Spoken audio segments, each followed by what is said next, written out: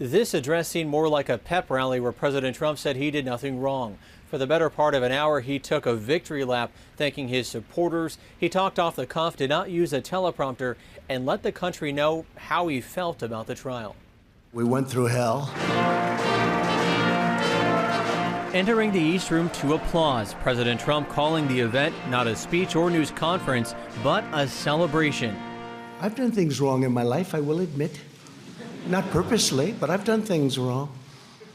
But this is what the end result is. Holding up a newspaper with the headline, "Acquitted" across the top.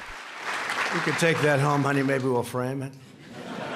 It's the only good headline I've ever had in the Washington Post. He then gave a shout out to his legal team and GOP lawmakers, calling them a great group of warriors. Mitch McConnell, I want to tell you, you did a fantastic job. But one vote denied Trump a unanimous not guilty verdict when Republican Senator Mitt Romney voted to convict on the first article of impeachment. My promise before God to apply impartial justice required that I put my personal feelings and political biases aside.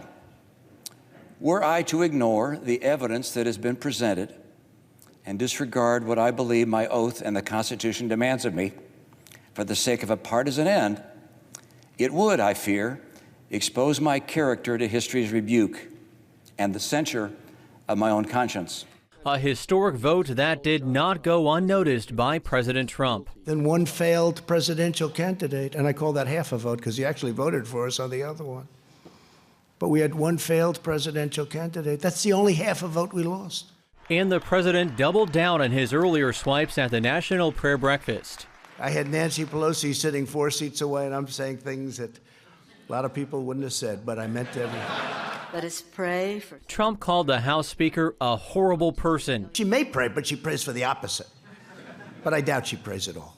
This after Pelosi said the president is forever impeached, justifying her decision to tear up his State of the Union speech as a dignified act.